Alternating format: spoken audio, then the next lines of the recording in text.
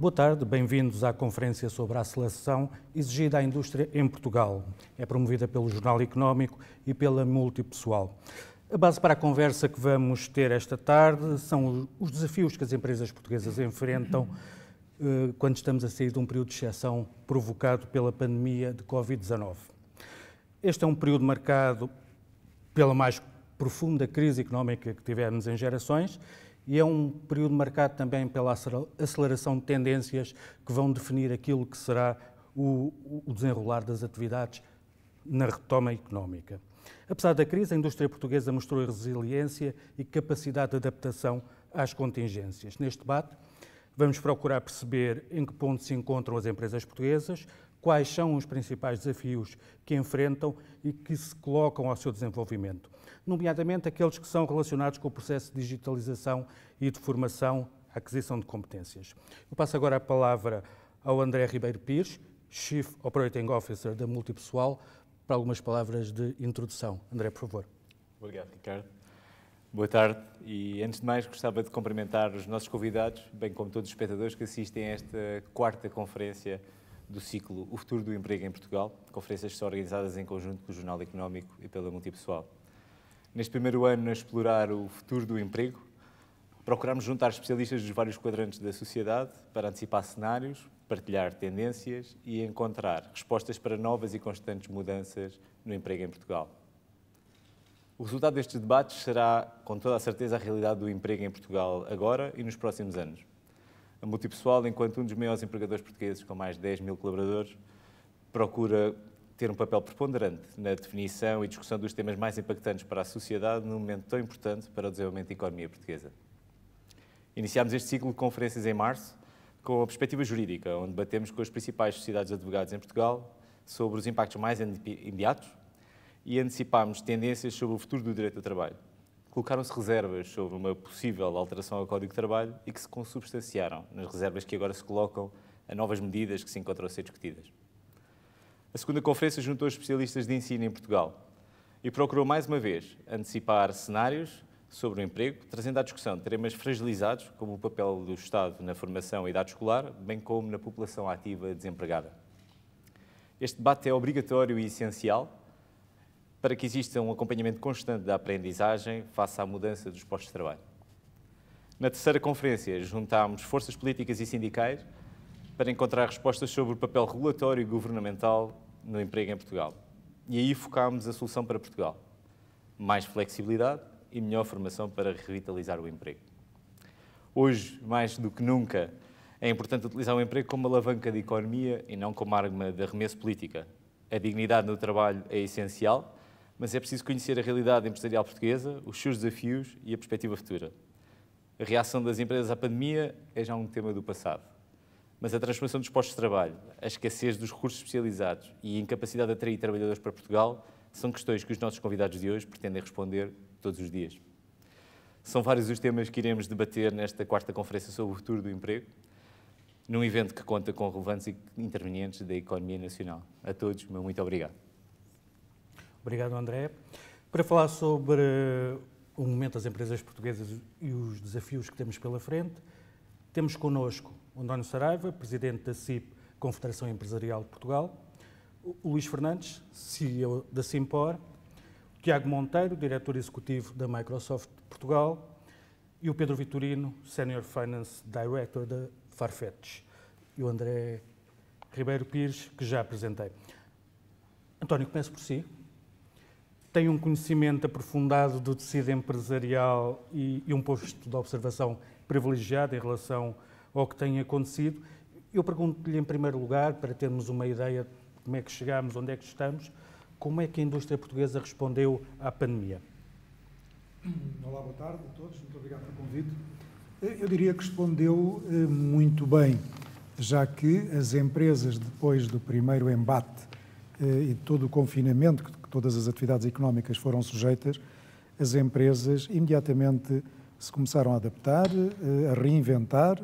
No caso do setor têxtil é talvez o mais emblemático, com a reinvenção que teve dos seus produtos, oferecendo transformando os seus produtos e oferecendo a partir daí os EPIs, os equipamentos de proteção individual, mas não só, dou esse exemplo que é talvez o mais conhecido, mas também a nível da metalomecânica, com os ventiladores, as novas cadeias de distribuição, as novas formas de distribuição, potenciar essas formas de distribuição, a utilização das plataformas para promoção e venda dos seus produtos. Enfim, as empresas, como sempre fazem, de um modo geral, reinventaram-se, adaptaram-se, porque, enfim, a lei darwiniana, aqueles que se adaptam sobrevivem, os que não se adaptam ficam pelo caminho e, muito honestamente, acho que as empresas portuguesas reagiram muito bem, adaptando-se a esta nova realidade. E falou-se muito em resiliência durante este período. Podemos dizer que, de alguma forma, as empresas que chegaram até aqui, que conseguiram ultrapassar esta provação, se tornaram mais fortes? Podemos contar com um empresariado mais forte, com organizações mais resistentes para a retoma? Ricardo, nós não nos podemos esquecer que já vínhamos a sair de uma crise, a crise anterior, das dívidas soberanas e do resgate que Portugal teve, e aí já trouxe às empresas, pela toxicidade, permita-se uma expressão, do sistema financeiro e toda a alteração da regulação, supervisão bancária, todas as alterações, estando as empresas portuguesas, pela sua enfim, as empresas portuguesas, como sabemos, na sua esmagadora maioria, pequenas unidades empresariais, algumas alavancadas em dívida, com capitais próprios deficitários, e por isso já vinham saindo desse estado e as empresas de todos os setores, independentemente dos setores tradicionais, mas de todos os setores em geral, vinham já descobrindo uma nova forma de se afirmarem, inovando, acrescentando valor, procurando novos mercados. E esse caminho estava a ser feito, diria, de uma forma até notável, porque estávamos a crescer nas exportações, estávamos a crescer em mercados, estávamos a inovar em produtos ou serviços, e por isso as empresas portuguesas já vinham nessa senda de transformação do paradigma, do modelo de desenvolvimento do país. Esta crise pandémica do Covid-19 veio exigir um esforço acrescido, mas numa dinâmica que já vinham as empresas desenvolvendo, dessa inovação, dessa procura de de acrescentar valor aos seus produtos, novas formas de comercialização sim, estão hoje aquelas que sobreviveram, porque estruturas mais frágeis, com modelos de negócio mais débeis, essas inevitavelmente ficaram pelo caminho, mas aquelas que resistiram estão hoje mais resistentes, estão em melhores condições para abraçar estes novos desafios que o mundo tem pela frente, não é apenas Portugal, porque quando Portugal adota neste programa de recuperação e resiliência estes grandes desafios da transição climática, da transição energética, são desafios globais, onde Portugal concorre no espaço europeu, no espaço global mundial, e por isso as empresas já estavam a preparar-se para essas transições. A questão da digitalização,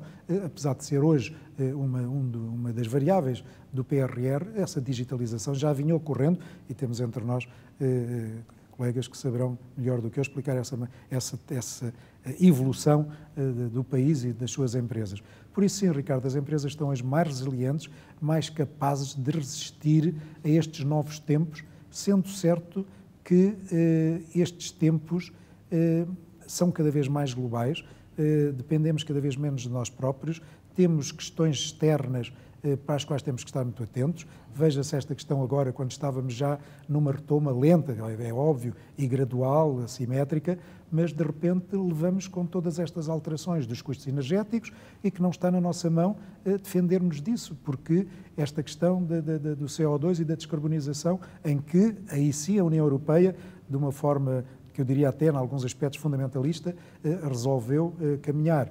E a questão da descarbonização não pode ser, enfim, caricaturando numa casa, não pode verificar-se na sala, tem que se verificar na casa completa e tentar descarbonizar a sala, mantendo a toxicidade nos outros apartamentos, não resulta, e por isso é uma questão global em que a competitividade das nações depois se mede e se desenvolve de forma desigual também. Mas, enfim, esta questão da descarbonização, do custo do CO2, a par do enorme do custo do gás natural que disparou, e independentemente agora das alterações que começamos a assistir, como foi agora a abertura do Nord Stream 2 e do que isso poderá vir a reduzir um pouco o preço do gás, o que é verdade é que temos questões que ainda hoje de manhã me falavam, de empresas que até agora a fatura de gás natural, falando só desse aspecto, era 100 mil euros mês, passa para 400 mil euros mês. Isto é impossível de repercutir no cliente. Há aqui todo um esforço que, independentemente deste caminho que as empresas vinham fazendo, sofrem fatores externos, quer das alterações das cadeias globais de abastecimento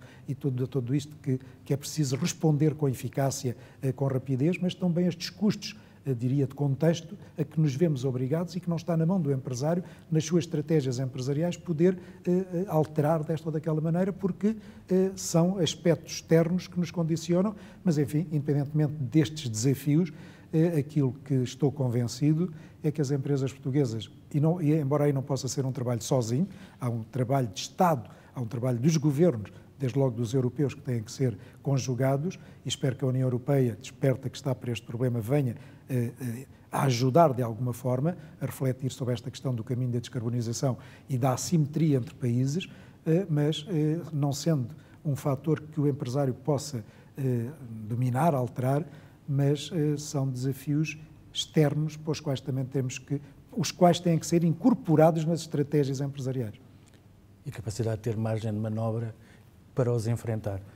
Luís, o António já está a falar nos desafios, só um bocadinho atrás, para vermos no caso da Simpor, como é que foi a reação a esta pandemia, como é que vocês se adaptaram? Olha, primeiro de tudo, e felizmente, em Portugal, o setor da construção não parou.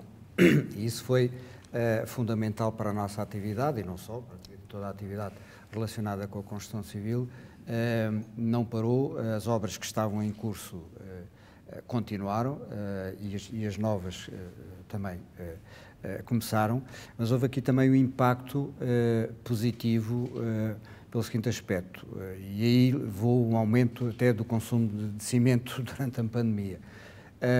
Pelo facto de as pessoas estarem em casa e alguns estabelecimentos estarem fechados, aproveitaram para fazer obras. E obras bricolagem. Isso levou a um aumento do consumo de cimento em saco, e o cimento em saco é precisamente para esse tipo de obras, e argamassas, etc. E, portanto, houve uma evolução positiva, contrariamente àquilo que nós estávamos a esperar no início da pandemia. Enfim, até traçámos cenários pessimistas, que a expectativa na altura era que, de facto, isto fechasse, porque nós tivemos o exemplo aqui ao lado de Espanha, em que o setor da construção praticamente parou e afetou toda a envolvente, tudo o que é relacionado com a construção civil parou, mas felizmente aqui em Portugal continuou e, portanto, do ponto de vista da indústria cimenteira, isso foi positivo. Mas, obviamente, nós tivemos que, nem tudo são fábricas, já temos também a parte administrativa, tivemos que nos adaptar de acordo com as regras que foram estabelecidas.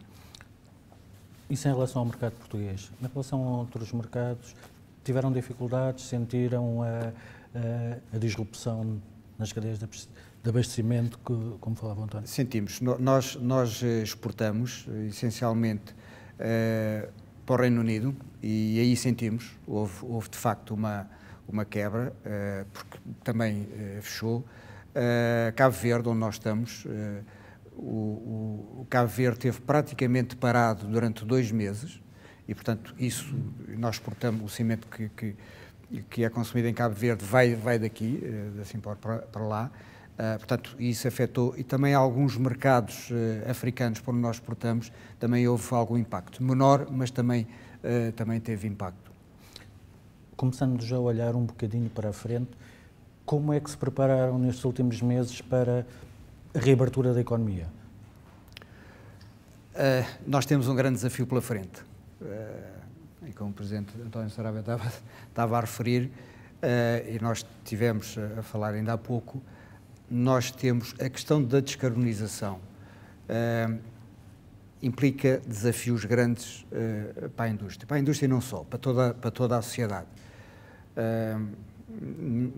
Não tem vindo muito a público o impacto que a sociedade vai ter, toda a economia europeia vai ter, derivado do pacote do Fit for 55. Vai ter um impacto brutal, porque vai afetar todas as áreas de negócio. Não só nós, a indústria cimenteira é responsável por cerca de entre 6% a 8% das emissões de CO2 a nível europeu, e vai ser afetada. E nós temos, obviamente, desenhámos um plano estratégico que foi publicado no final do ano passado, com o objetivo de reduzir este impacto que o CO2 vai ter e que, por via indireta, e que nós estamos a ver, a questão da energia. Portanto, nós temos noção do impacto que nós vamos ter nesta próxima década, até o final de 2030, mas e depois também, até 2050, até atingirmos a neutralidade carbónica, que é esse o nosso objetivo também, mas há impactos que de facto nós não dominamos, que é a questão da energia elétrica. E tudo aquilo que nós formos fazer, investir para descarbonizar, é maior consumidor de energia elétrica. Nós vamos ter um aumento do consumo de energia elétrica. E, de facto, com a energia elétrica a preços como aqueles que nós estamos a verificar, vai tirar competitividade, não só à indústria cimenteira, mas também a outras indústrias. Mas nós estamos a preparar o futuro, sabemos que há aqui um desafio muito grande para nós, mas para toda a sociedade, mas estamos preparados para investir no sentido de minimizar esses impactos e de continuarmos a ser competitivos e garantir a sustentabilidade da indústria e os postos de trabalho que nós temos. Claro. Obrigado, Luís. Tiago, no caso da Microsoft, nós tivemos aqui uma visão mais geral, uma visão mais industrial. No caso da Microsoft, a pandemia foi uma dupla provação. Não só tiveram de responder internamente na vossa reorganização como é que trabalhavam, mas também tiveram de responder às necessidades do mercado para fornecer as ferramentas necessárias para que as outras empresas pudessem ultrapassar a pandemia. Como é que analisa estas duas vertentes? Como é que foi essa adaptação? Bem, boa tarde e obrigado pelo convite. Bem, para as empresas tecnológicas, eu falaria de forma genérica, foi uma oportunidade também, e também para o setor industrial e para o setor económico em geral, uma oportunidade de aceleração do ponto de vista da transformação digital, está claro. Relativamente ao tecido empresarial português, eu diria que numa fase inicial o nível de preparação foi bastante desigual. Em muitos casos havia situações de ausência total do ponto de vista de planos de contingência e de preparação, basicamente de equipas para trabalhar do ponto de vista remoto, dificuldades de acesso à tecnologia, não só a tecnologia do ponto de vista de hardware, pelas dificuldades do ponto de vista de fornecimento e a ausência de equipamento periférico, mas também do ponto de vista de software. Estamos a falar aqui de pessoas, e não só do setor industrial, mas estamos a falar da função pública, estamos a falar de outras instituições, em que a agilidade de contratação muitas vezes também foi difícil. E, sobretudo, um outro ponto que também foi bastante importante e que uma grande ausência foi a formação. Formação na utilização de determinado tipo de tecnologias, autonomia na forma como se pode utilizar essas tecnologias e adequação, inclusive, a um espaço que muitas vezes que não está dentro do perímetro de segurança e de proteção, que tipicamente está dentro das corporações, mas um espaço exterior em que as pessoas tipicamente ao trabalhar de casa estão muito mais sujeitas a determinado tipo de ameaças. Isso acabou por acontecer. E, portanto, houve aqui, por parte da Microsoft, um apoio muito grande nesta fase inicial, nestas diferentes etapas. Eu acho que o que verificámos, eu diria, desde o verão de 2020 até hoje, foi uma nivelação do ponto de vista do que são os básicos e, portanto, hoje em dia, as preocupações, sobretudo do ponto de vista da transformação digital, já não têm a ver só simplesmente do ponto de vista de streamlining de operações, mas também, obviamente, ganhos de eficiência. Já existe maior preocupação também do ponto de vista da formação, não daquilo que é a tecnologia base, mas maior envolvimento, provavelmente, da formação dos colaboradores em partes que têm a ver com a parte de design, produto, desenvolvimento. E, sobretudo, um outro ponto que também surgiu com o Covid-19 é a necessidade de tornar as empresas mais interoperáveis entre si, ou seja, o desenvolvimento de arquiteturas abertas, provavelmente modelos mais ágeis do ponto de vista de produção. Aliás, eu gostava só de mencionar aqui 3 ou 4 modelos que verificámos ultimamente, sobretudo no setor industrial. Nós verificámos até, provavelmente, 2020, um foco, nomeadamente no setor industrial, muito orientado à transformação interna, streamline de operações, eficiência, tudo o que tem a ver com shop floor e utilização de equipamentos e recursos. Algum esforço, inclusive, do ponto de vista de integração em tudo o que são sistemas de operação tecnológica e IT, mas o que verificámos agora é uma necessidade de maior abertura sobre aquilo que é, no fundo, a realidade de uma unidade fabril do ponto de vista montante e ajusante. Primeiro, o desenvolvimento de modelos de produção, se quiser, distribuídos, portanto, utilizando capacidade ociosa em determinado tipo de instalações que podem não pertencer ao ecossistema fabril de uma determinada unidade e que podem não estar localizados em Portugal. Segundo, modelos de produção aditivas, ou seja, em que, em função dos desafios do Covid-19 e a possibilidade de haver tecnologias, nomeadamente como 3D, permitir, de certa forma, o desenvolvimento da produção local, diria eu, para equipamento e para determinado tipo de produtos com alto nível, obviamente, de valor, em que seja possível também utilizar a componente de serviço e a customização face à realidade local. E depois um outro aspecto interessante, que eu acho que, pegando ali as palavras do António, que demonstra um pouco também a capacidade de reação e de adaptação, que é os modelos, as lógicas modulares de adaptar as capacidades produtivas e as competências das empresas em se integrarem em diferentes cadeias de fornecimento. Ou seja, isso aconteceu muito em Portugal e também aconteceu no Sudeste Asiático, empresas dedicadas sobretudo a material elétrico e material eletrónico, que de repente tiveram que adaptar fases da sua cadeia para se integrarem em outras cadeias, para se adaptarem sobretudo à produção de equipamento médico ou de proteção, como o António referiu muito bem. Portanto, para que isto aconteça, que no fundo é uma resposta face àquilo que o Covid veio trazer, é preciso naturalmente um nível de transformação e adaptação que vai para além daquilo que no fundo são as lógicas e os perímetros normais do ponto de vista de produção. Eu diria, do ponto de vista geral, aquilo que estamos vindo. Depois, obviamente, há um conjunto de outras competências que podemos discutir, que as empresas ainda não têm, mas eu por agora ficava por aqui e dava a oportunidade a outros para poderem opinar, obviamente. Essa questão fica para falarmos a seguir, porque antes quero perguntar ao Pedro também da vossa experiência.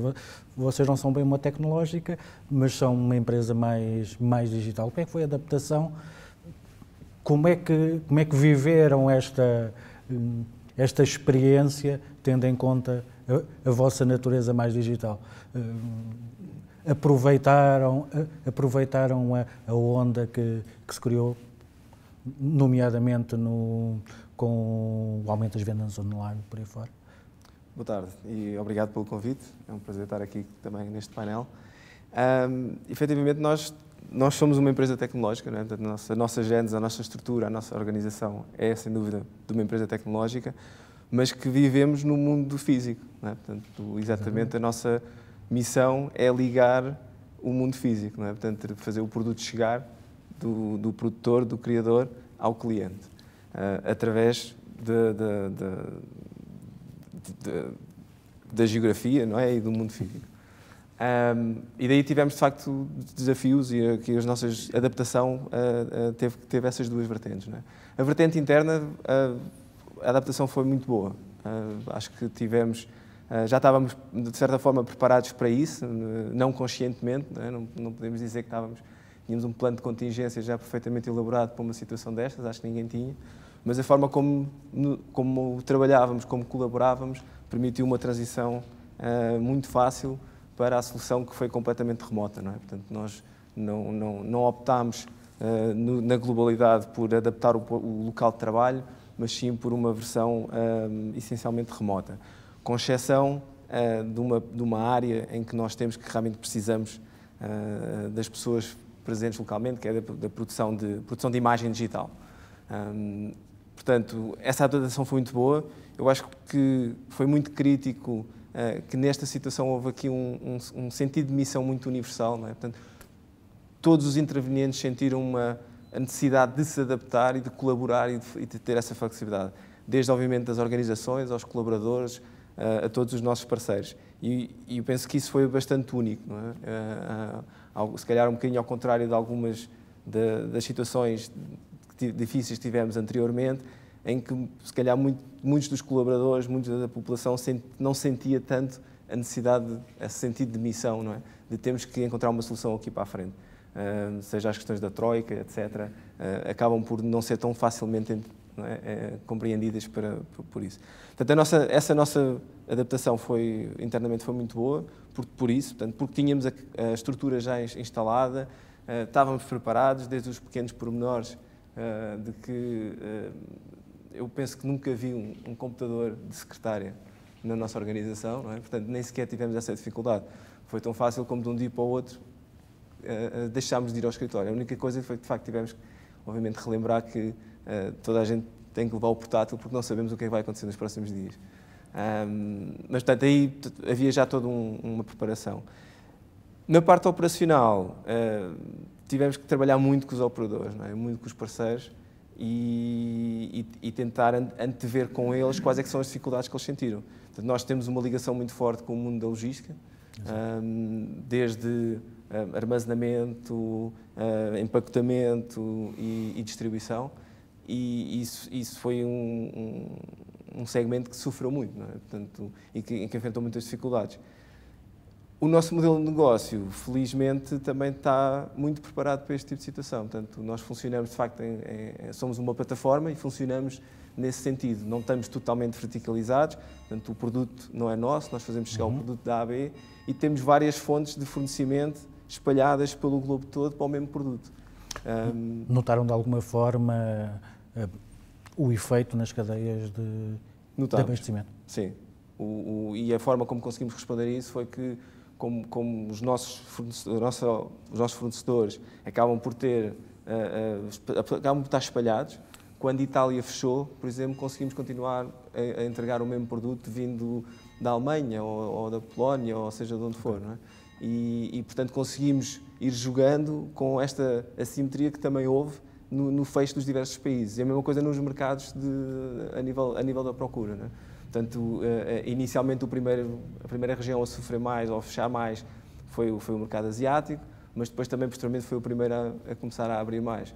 E, portanto, nós conseguimos, através da forma como operamos, ir operando dessa diferente maneira e fazendo as ligações conforme elas eram necessárias. E aí a tecnologia foi fundamental, não é? Portanto, isto não é feito com pessoas, não é? São os algoritmos, são aquilo que já estava inerente, não é, à nossa plataforma, ao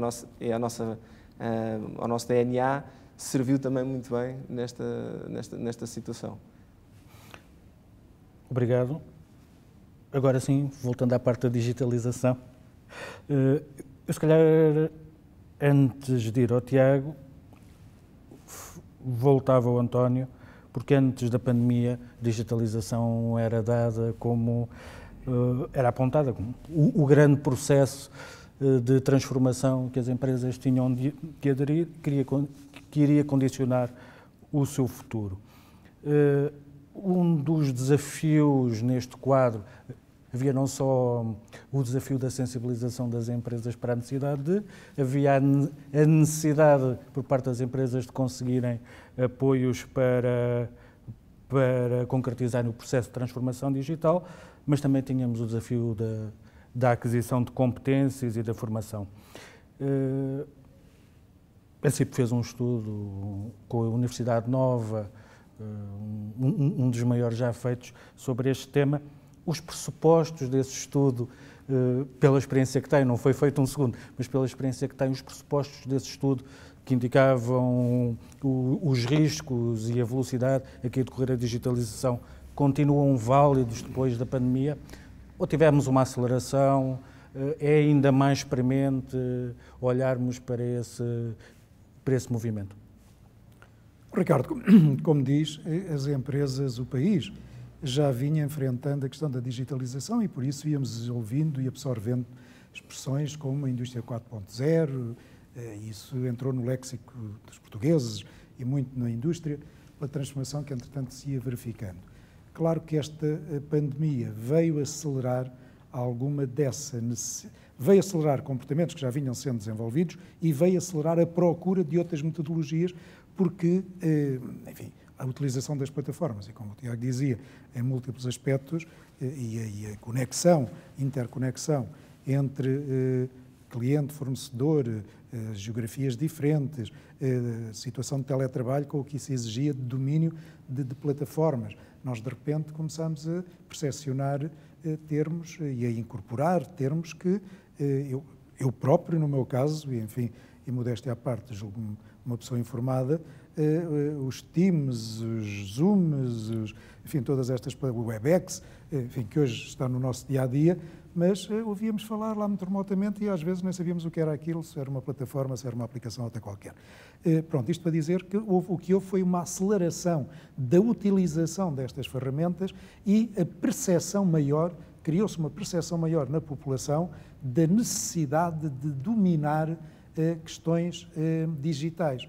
Quando o Governo vem, cumulativamente, definir como um dos desafios esta digitalização da nossa economia, tentando trazer mais eficiência à administração pública através dessa via, tentando que o país tenha aí um salto qualitativo na utilização de todas estas ferramentas, vem despertar, vem dar uma percepção maior deste caminho.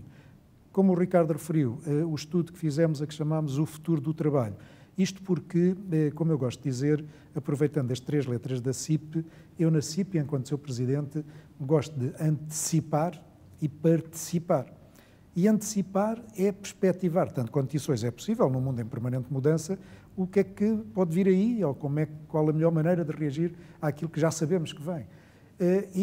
Foi isso que teve na origem do estudo, porque a necessária qualificação, requalificação dos nossos recursos humanos é fundamental. É um desafio que se fala menos, mas que está colado à questão do desafio digital.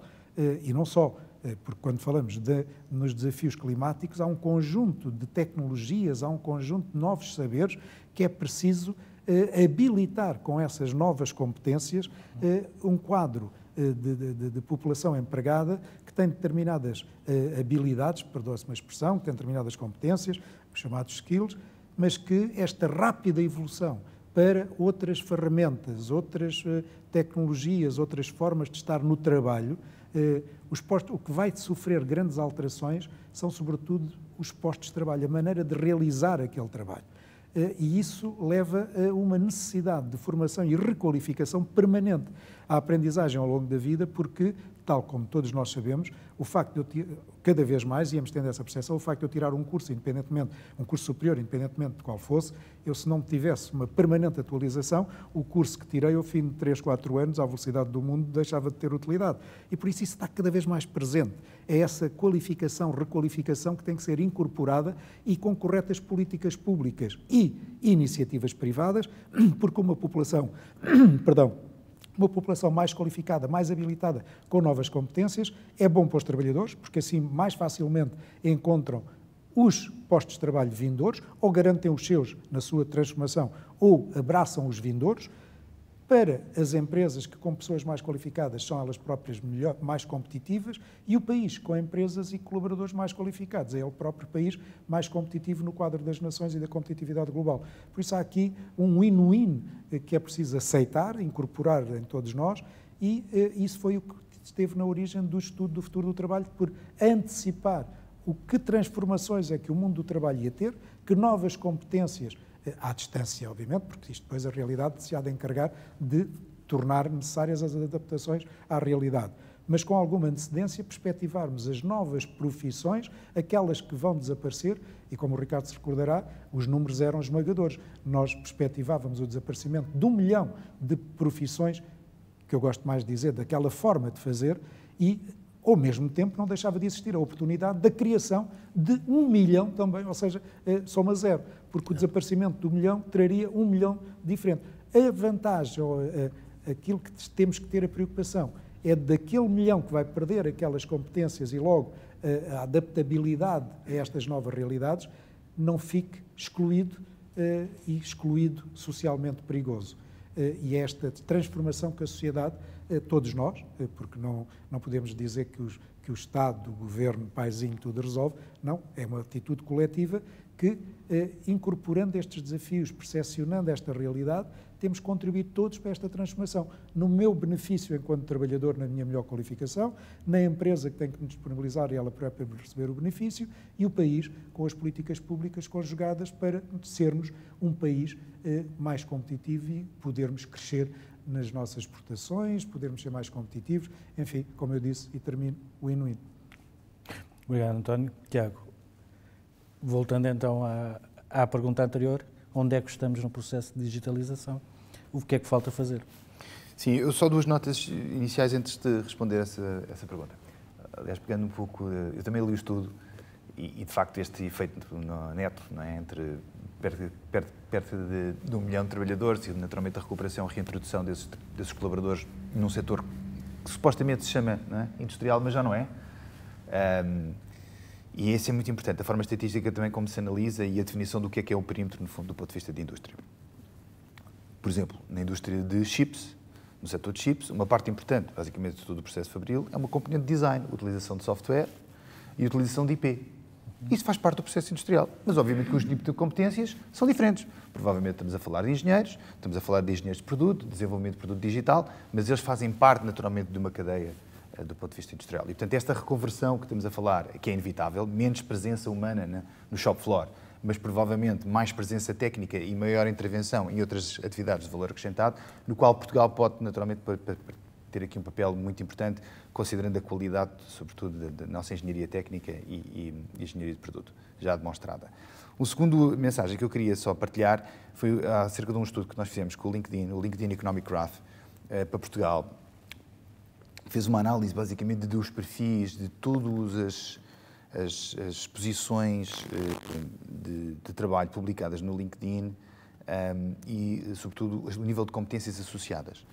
Portanto, no espaço de 12 meses, e não sei precisar exatamente se terminou em agosto ou se terminou em abril, conseguimos identificar mais de 430 mil posições abertas, algumas abertas, outras fechadas, mas durante o próprio período, que requeriam competências tecnológicas e necessariamente não para ser absorvidas pelo setor tecnológico. Portanto, é muito importante. Ou seja, 430 mil, numa total de uma população ativa em Portugal, estamos a falar de 5 milhões, mais ou menos.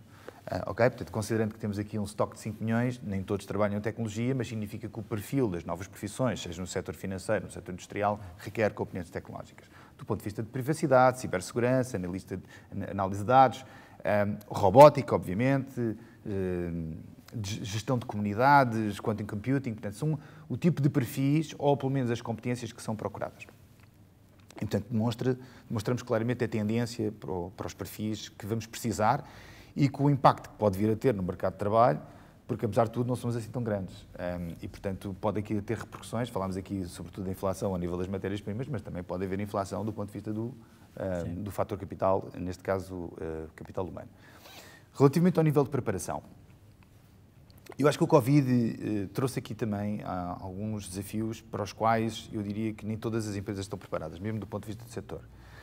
Primeiro, trouxe aqui uma preocupação, sobretudo ao nível da securitização e segurança, quer seja dos ativos industriais, quer seja dos sites. Aliás, aquilo que aconteceu no Colonial Pipeline nos Estados Unidos ou o impacto na JBS Fruits demonstra a fragilidade que muitas empresas do setor industrial têm ao nível da segurança e preocupações do ponto de vista de definição dos perímetros, não só internos, dentro das suas cadeias de valor internas, controladas por si, mas também nos interfaces de relacionamento com parceiros.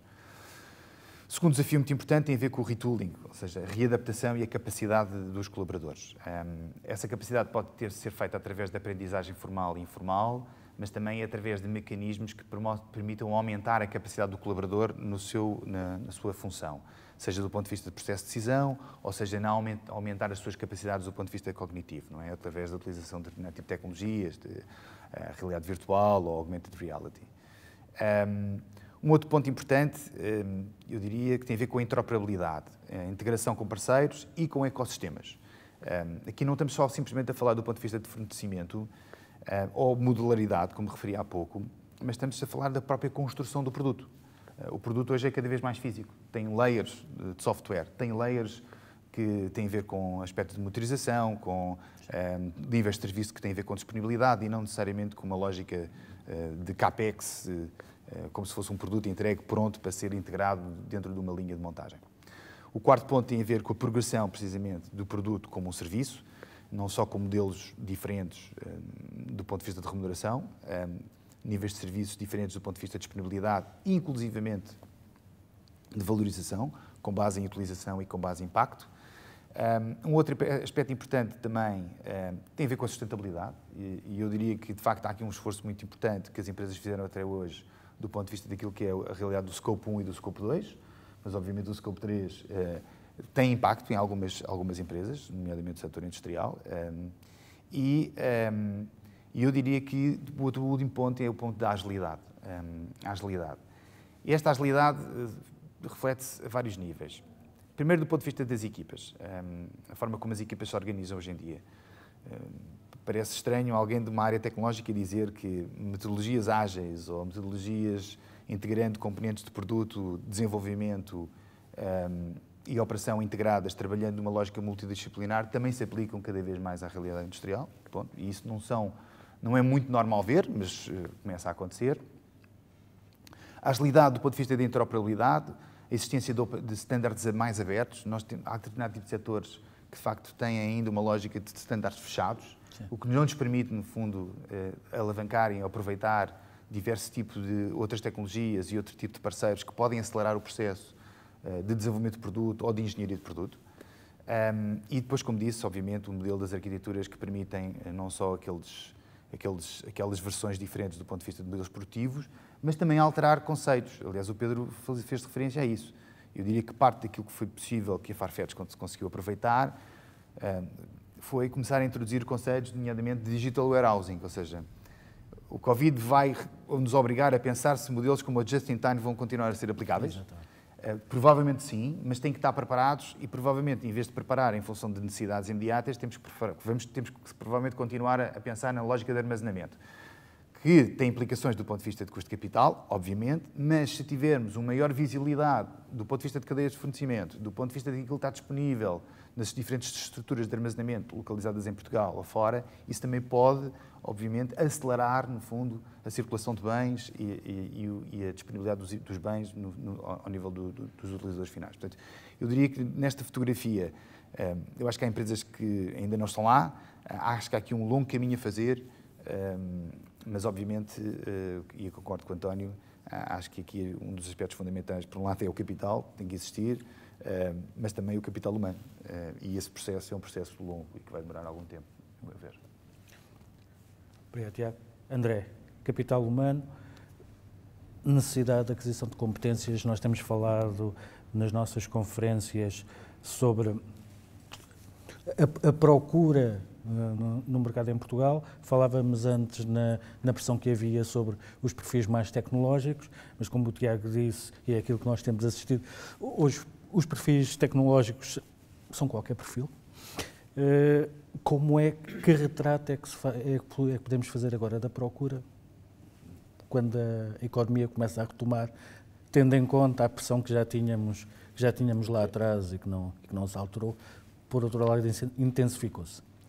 Ricardo, eu diria que temos de dividir mesmo em dois grupos distintos aqui esta visão da escassez de pessoas, porque na verdade a escassez de pessoas não é um tema de agora, é um tema que sempre existiu. E quando falamos aqui nesta tendência que há de digitalização do talento e do capital humano, esquecemos que há aqui uma grande parte da realidade portuguesa em que a digitalização é um bocadinho para usufruto e não para o desempenho da sua atividade. E na indústria isto é ainda mais presente. Mas dividindo então nestes dois grandes grupos, eu dividiria esta realidade dos quadros médios superiores, onde o maior exercício de dificuldade neste momento está muito presente com a globalidade dos mercados e a dificuldade que há em reter alguns destes colaboradores nas empresas e em Portugal. Talvez o efeito que cada crise traz e que esta crise nos trouxe, pandémica concreta, foi a aceleração não só das coisas boas, mas também das componentes más. Quem precisava de transformação precisa ainda mais rápido, quem já estava a fazer conseguiu chegar mais longe, e isto aplica-se tanto a empresas como a pessoas, por isso temos aqui, neste nível dos quadros médios superiores, aqui algumas dificuldades, principalmente por esta inversão em que deixam de ser as empresas a escolher os colaboradores e passam a ser os colaboradores a escolher as empresas, colocam um patamar diferente. Quando falamos nas funções especializadas, mas tipicamente as funções que dão suporte, por exemplo, à indústria portuguesa, aí falamos de qualificações diferentes que também já existia dificuldade em obter no mercado e que agora estão ainda mais visíveis. Quando falamos no que suporta, por exemplo, tudo a componente logística, onde falamos de pessoas que a formação base que é necessária é um condutor de empilhadores e não existem em Portugal, em determinados sítios, um único condutor de empilhadores disponível. Então aí falamos de uma realidade que nada tem a ver com digitalização ou a transformação destas pessoas tem a ver com política e estratégia de cada uma das pessoas, mas também governamental, para conseguir desenvolver estes perfis que são tão necessários para o desenvolvimento da indústria. E falamos disto em qualquer função. Se falarmos de Portugal, é um país que ele próprio vive da sazonalidade, as suas atividades estão muito dependentes dessa sazonalidade, e aqui também, tal como nos processos produtivos, a agilidade é ainda mais urgente para dar resposta a esta sazonalidade que tanto a indústria como os serviços também já hoje têm bastante presente na realidade portuguesa, e talvez aí seja o maior desafio na encontrar recursos para acompanhar este processo. Juntaria aqui uma visão também na perspectiva da transformação das organizações, que essa transformação das organizações é realizada tipicamente com o investimento em tecnologia, mas depois é consubstanciada pelo tal capital humano que tanto puxa para que algo aconteça, quando falamos aqui dos tais quadros médios superiores que desenvolvem os projetos, acompanham os projetos e acompanham a realização, e para que tal aconteça, mas também nas massas que tipicamente devem, para fazer este acompanhamento, precisam desse seu próprio desenvolvimento e do investimento das próprias empresas no desenvolvimento destes recursos para que acompanhem a transformação. Por isso diria que, a nível de panorama, lá está, existia escassez, e a pandemia o que nos trouxe foi a aceleração da escassez. Existe ainda mais visível, e já com alguns casos bem realistas de algumas empresas em Portugal a fazer a sua saída por não terem recursos disponíveis em determinados locais. Obrigado, André. Luís, na sua experiência na Simpor, duas questões: como é que olha para o processo de digitalização? O que é que vocês têm feito? Por um lado, por outro lado, nós falávamos antes de começarmos a conferência exatamente nesta questão da escassez de recursos humanos. Como é que é sentida? Como é que, no vosso caso, a podem ultrapassar? Bom, a questão da digitalização não é um tema novo para a Simpor, mas estou de acordo aqui com o Tiago, diz que há um longo caminho a percorrer, e há. Nós sempre tivemos, e a Simpor sempre teve esse foco em estar up-to-date com as melhores tecnologias disponíveis, no fundo, para se tornar eficiente e sustentável. E isso foi feito, passámos um período, por razões conhecidas, de mudança de acionista, em que, de facto, o investimento nessas áreas, e não só, baixou consideravelmente. Agora, felizmente, com este novo acionista, há essa visão que e uma indústria como a cimenteira tem que estar sempre atualizada em termos tecnológicos para ser competitiva.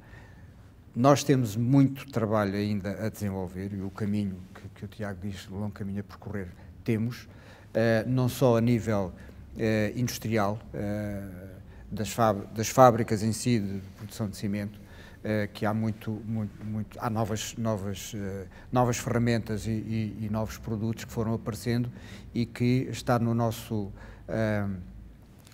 plano de investimentos, obviamente, continuar esse investimento nessa área para sermos cada vez mais competitivos. Dou-lhe um exemplo. Nós estamos a investir em energia fotovoltaica para autoconsumo, e temos a energia fotovoltaica, como nós sabemos, não está disponível todo o dia, e, portanto, tem que haver aqui uma otimização de produção e consumo. E isso é um aspecto que é fundamental, todo esse apoio tecnológico e via digital. Depois há outra componente, por exemplo, a questão de toda a cadeia, porque nós temos que olhar para toda a cadeia de valor do nosso setor, porque o cimento existe para fazer betão, digamos, a cadeia do betão, há aí muito a desenvolver em termos de abastecimento, de fornecimento, de dados aos clientes para saberem onde é que o carro está, quanto tempo é que vai demorar, etc. Portanto, há todo aí um caminho, um potencial de evolução grande, né, a bem também não só do próprio negócio, que o vai tornar mais rentável, mais eficiente, direi, como também para os clientes, para poderem seguir todo a sua encomenda, não é? Nós já temos, por exemplo, desenvolvemos um portal de cliente, que os clientes podem aceder e ver como é que estão as suas encomendas, mas obviamente que ainda temos muita coisa a fazer, é esse o nosso objetivo, sempre com a perspectiva de nos tornarmos mais eficientes, aumentar a nossa rendibilidade que bem precisamos face aos desafios que aí temos. Portanto, esta é a situação da empresa. Em relação à escassez, como é que enfrentam esta situação? Como é que planeiam resolvê-la? Vamos lá ver. A indústria hoje em dia, e a indústria cimenteira, eu costumo dizer, não é muito sexy. Porque hoje em dia, e como estava a dizer, são os colaboradores que escolhem as empresas, não as empresas os colaboradores. E isto tem a ver com isso que eu estava a dizer. A empresa, quer dizer, ir trabalhar para uma empresa que, enfim, é sempre associada a contacto e a vestir um fato de macaco e estarem no ambiente fabril não é muito apetecível. Isso por um lado. Por outro lado, a questão que estávamos a falar, e essa é a nossa aposta, é na formação das pessoas, enfim, obviamente para além de todas as condições que a empresa possa oferecer, obviamente que é a questão da formação, para além de ser, digamos, um fator de motivação para as pessoas, é um fator também essencial para o desenvolvimento até da própria empresa e para garantir, digamos, o futuro da empresa. Nós até agora, nós estamos numa fase, a empresa está numa fase de rejuvenescimento dos seus quadros, porque, enfim, chegámos a uma média de idades que é considerável e, portanto, estamos nessa fase, estamos a admitir pessoas novas para fazer face a estas novas necessidades, mas temos que ter aqui, de facto, algum cuidado na maneira como, digamos, o capital humano é tratado, sob pena de não podemos considerá-lo para o futuro, dada a situação que eu já referi da indústria e também de toda a envolvente a nível de Portugal e aquilo que estava a dizer, a fuga para fora de Portugal, que isso hoje em dia é também um fator e uma realidade com que nós nos confrontamos. Obrigado, Luís. Pedro, sendo uma empresa mais global, como é que lidam com esta concorrência pelo talento de uma forma tão transversal? O talento é, talvez, logo a seguir à tecnologia e inovação, a grande preocupação na nossa empresa, não é? Não só porque são a nossa massa produtiva, não é? São quem nós precisamos para continuar o desenvolvimento e a manutenção de todo o negócio, mas também porque estamos ainda numa fase de grande crescimento e, portanto, todos os anos temos muitas necessidades de recursos e de captar talento e de reter talento, não é? Porque para não aumentar também, não contribuir para necessitarmos ainda de mais talento. E isso é, de facto, um grande desafio. Portanto, provavelmente, tirando a parte tecnológica, é o grande desafio que nós temos, é exatamente na questão de captar e reter talento. A globalização, por um lado, traz-nos oportunidades, nomeadamente esta disseminação do trabalho remoto facilita também muito essa questão de identificar o talento e de ligar o talento. Precisamos agora aqui também de algum desenvolvimento a nível regulatório, não é? Porque isso cria outras complexidades para as quais não há uma resposta ainda muito clara e muito consistente. No entanto, temos essas oportunidades que também ao mesmo tempo são uma ameaça. Portanto, efetivamente temos também sofrido com situações de deslocalização de pessoas que não se deslocalizam, mas que agora trabalham para outras geografias, para outras regiões, e essa é uma grande preocupação. Também uma coisa que também se é curioso ou diferente na nossa organização, a nível da preparação para esta transição tecnológica, nós já lá estávamos, já era o nosso mundo, foi onde nós nascemos. Uma grande preocupação que tivemos ao longo deste tempo e que carregamos agora para esta próxima fase é como é que mantemos a componente humana na nossa organização e na forma de trabalhar. E essa é a grande preocupação. Não é? Portanto, estamos todos muito remotos, estamos todos muito ligados à tecnologia. Isso não foi preciso formar ninguém para isso, mas foi preciso trabalhar muito e continuar a trabalhar muito nesta questão da componente humana nas formas de colaborar.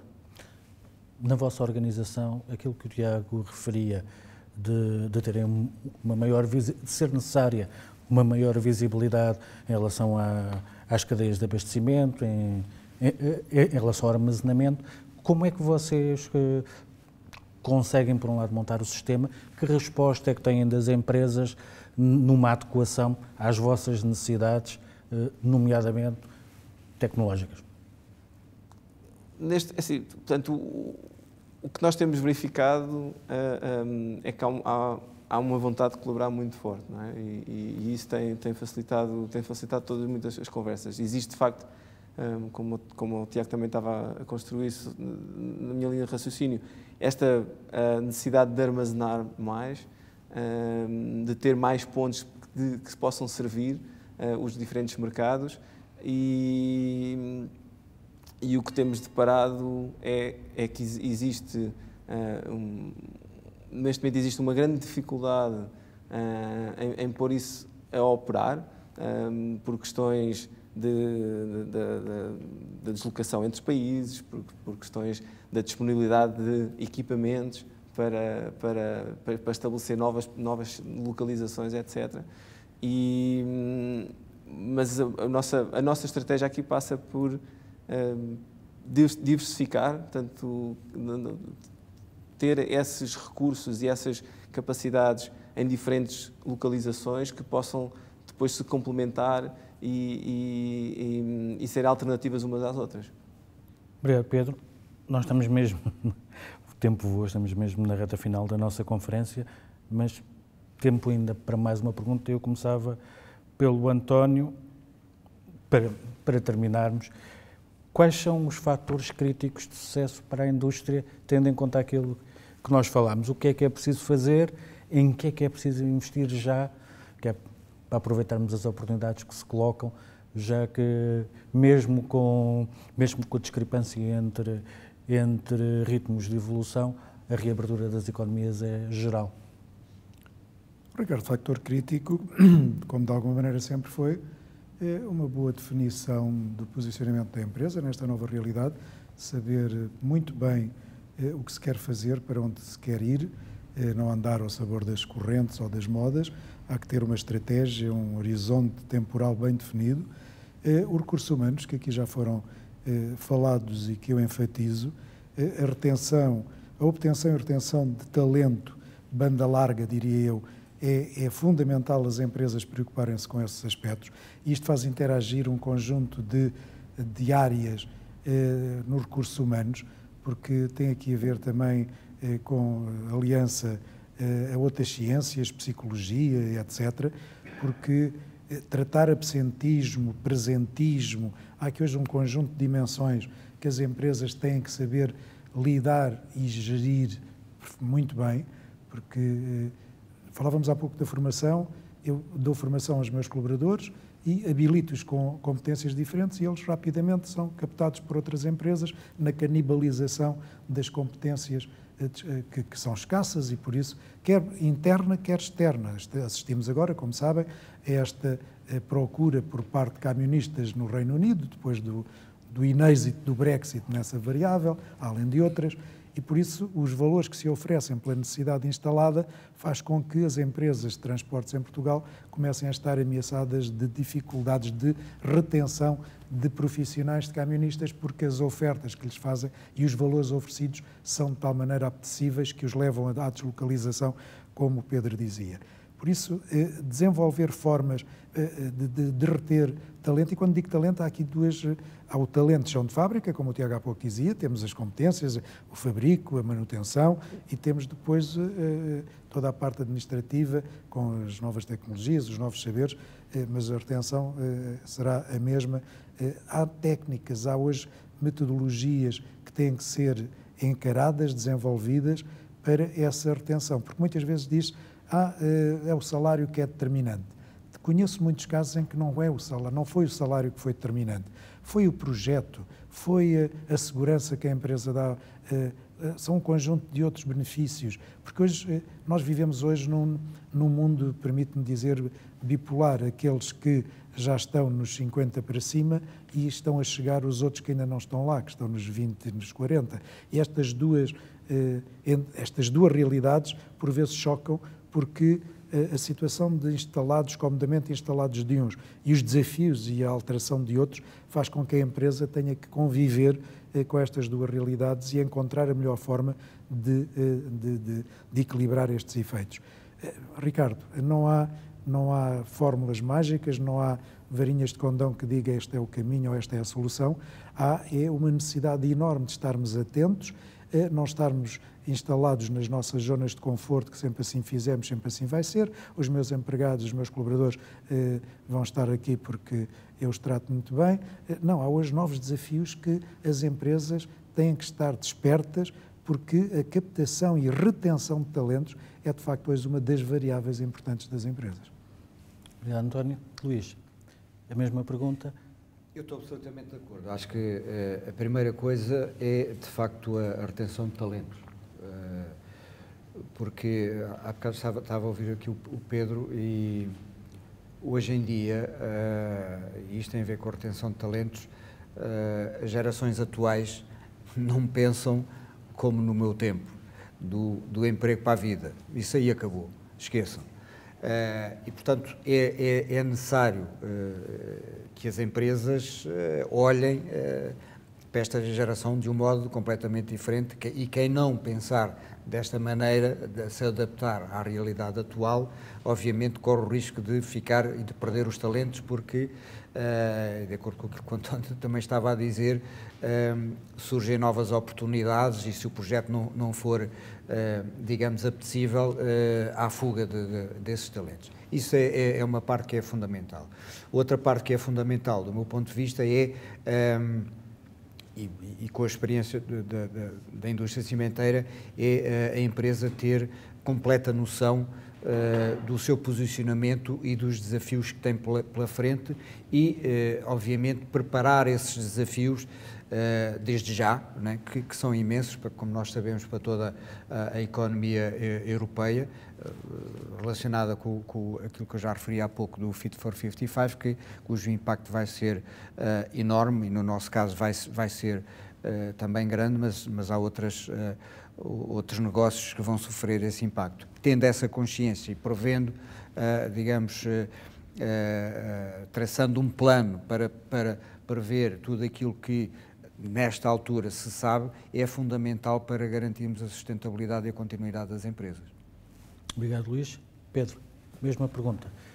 Olhando para a frente, o que é que são os fatores críticos que podem determinar o sucesso das organizações nos próximos anos?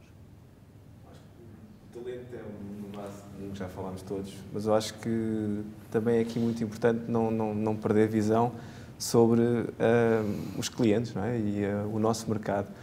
E esse é também um grande desafio que temos, não é? E que não podemos perder esse foco de evoluir e melhorar, estar sempre a melhorar na forma de comunicar com os clientes, de entender as suas necessidades e, acima de tudo, também de liderar as suas necessidades ou as soluções que vão responder àquilo que são os objetivos deles. Portanto, isso também está em constante evolução.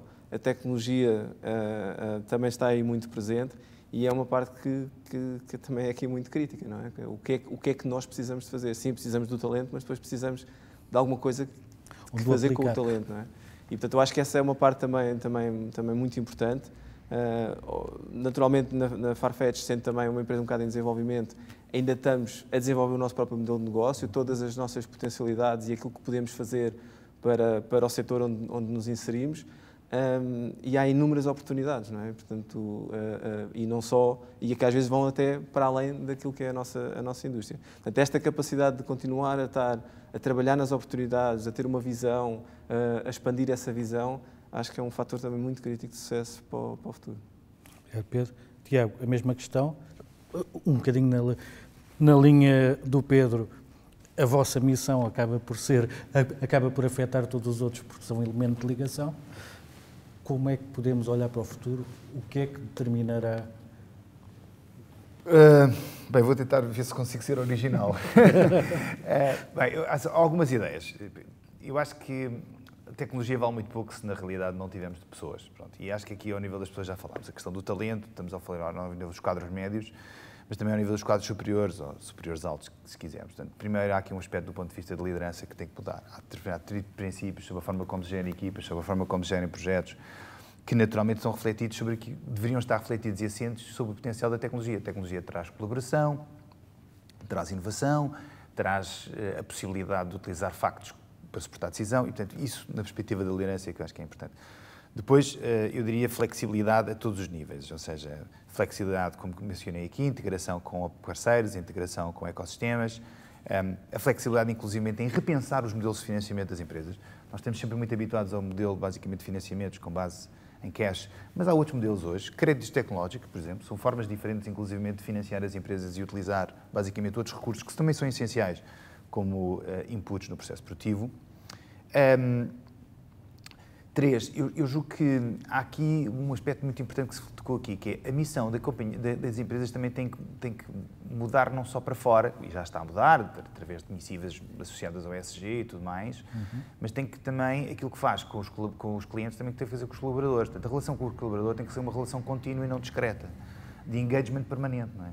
Não só do ponto de vista da formação, mas do ponto de vista do bem-estar, do ponto de vista do equilíbrio pessoal e laboral.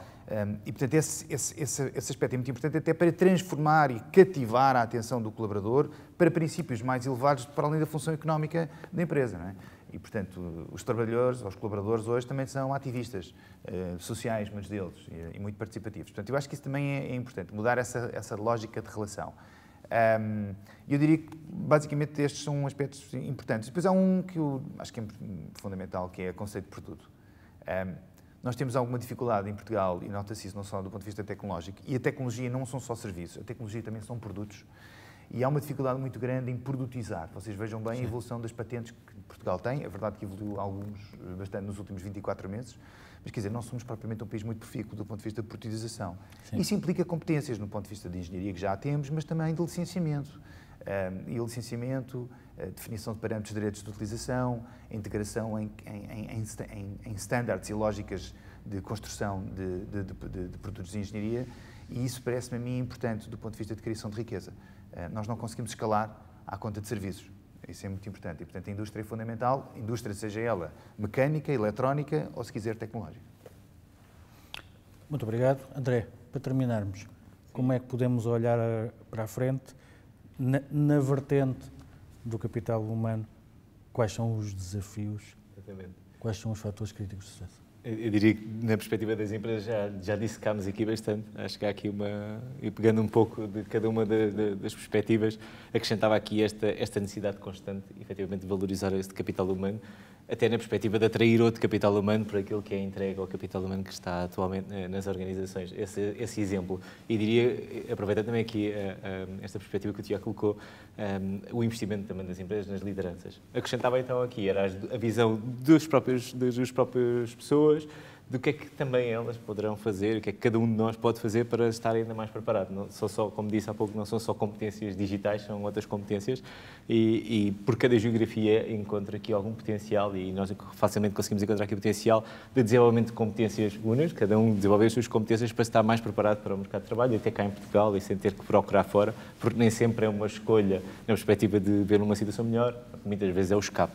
Na perspectiva mais transversal e se calhar entrando aqui no modelo mais governamental, é importante que toda esta visão que as empresas trazem, desafios e necessidades regulatórias principalmente, sejam endereçadas e talvez esse seja o grande passo que estamos neste momento a discutir nas instituições públicas, mas que é importante que as empresas façam parte desta discussão e que tragam então estas exigências, seja a trazer alguns trabalhadores de outras comunidades para Portugal, seja até na retenção e nas políticas de retenção subsidiadas aqui para Portugal. Mas diria que o caminho existe, temos é que o percorrer mais uma vez e que está bastante bem visível. Obrigado, André. Obrigado a todos. Nós chegamos ao fim do nosso tempo. Obrigado a quem esteve desse lado. Esta conferência continuará disponível em www.jornaleconómico.pt. Até para a próxima oportunidade.